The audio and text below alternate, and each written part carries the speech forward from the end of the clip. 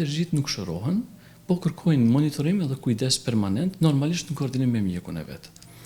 Sa më shumë që ruhesh, domethënë është më mirë për pacientin edhe është edhe më lehtë për neve menaxhimin. Sa më shumë që është pacienti informuar, edhe i këshillum lidhje me alergjitë dhe problemet e veta, është më lehtë edhe për pacient, po edhe për neve si mjek, që mos marr situata me të komplikim që mundet me na ndodh, domethënë. Simptomet nga rrugët e sipërme të frymarrjes. Bile ne kemi një shprehje në alergologji që i thojmë përshëndetje alergologjike, që në këtë mënyrë, domethënë pacientët automatikisht preken rrugët e sipërme tu përfshi hunda.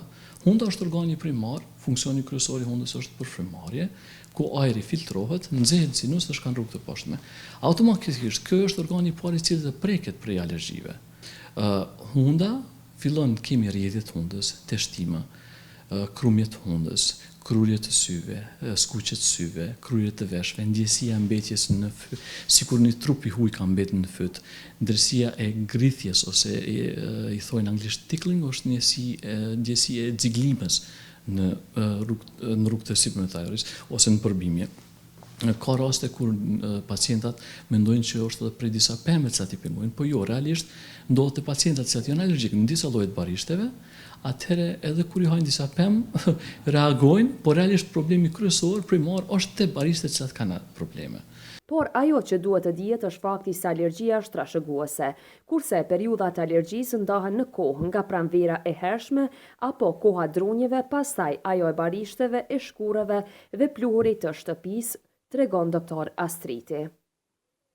Sezona gjithmonë fillon me druj, pasohet me barishte, e kemi gjithmonë për llogaritet pranverë, kemi drujt. Verës llogaritet barishtet, po tash për zonës gjeografike tonën tash ndron pak, po prapë edhe herë po thënë fillimit, pranverës i kemi drujt, verës i kemi barishtet, vjeshtes i kemi shkurret, po në fund vjeshtet fillojnë veç akarienet, edhe dande dimrit i kemi pluhurin e shtëpisë ose myshkun ose sporet të ndryshme. Alergjik mund shkaktohet prej të gjitha këtyre që thamë më herët, se zakonisht ky është riniti alergjik shkaktohet prej të gjithëve që i përmendëm, si prej drujve ose barishteve ose prej sporeve ose prej pluhurit të shtëpisë. Të gjitha shkaktojnë rinitin alergjik. Vetëm varet në cilën sezon i kemi problemin të rinitit.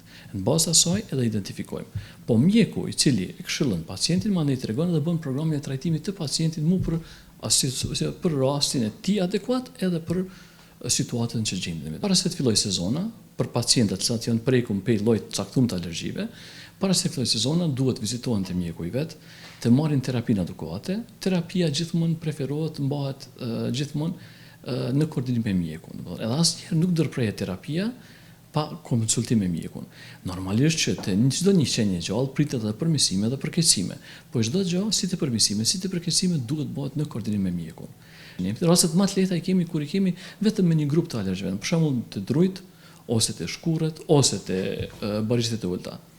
Këto janë rastet më të mira, por kur kemi kombinim që ndodh shumë shpesh, më thonë të shumica e rasteve, një numër pak shumë i rrallë janë që kanë vetëm në një grup të caktuar, numri më i madh i pacientëve kanë zakonisht kombinim të ndryshëm të alergjive. Edhe nëse alergjitë nuk trajtohen me kohë, nuk i marrin në kontroll, kanë tendencë që pacienti të krijojë alergji edhe në të tjera në të ardhmen. Kjo është ajo problem. Pra ata duhet sa më herët, momentin që shihen femininë e hershme, kur fehen simptomet e para, pa marrë parasysh ato nëse është sikur një ftofje, një rruf që i thojmë, një rrjedhje hundëve e paspjegueshme, që nuk mundet të rrjedhë me një smundje infeksioze, ndaj krumje syve, ndaj krumje kur dilet natyrë, kontakti i parë. Gjithmonë duhet të referohen te mjeku për me pas se mos është. Sa më herët që identifikohet, është më lehtë menaxhimi edhe kontrollimi. Normalisht i ndihmon shumë edhe familjes, sidomos ata që janë prind, sepse kemi situata kur edhe kemi probleme edhe tjera, se nëse nuk trajtohet rinitit vazhdon me rrugët e poshtme të frymarrjes. Me bronhite, me astma e tjera.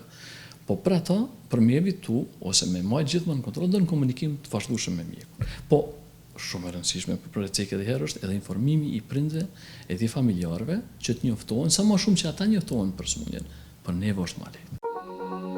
Rizam Holding, fabrika e re e bllokave Izoblok, Krush e vogël. Me Izoblok ndërto dhe për pompa mos harxho. Ndërto me Izoblok të ri, 25-she.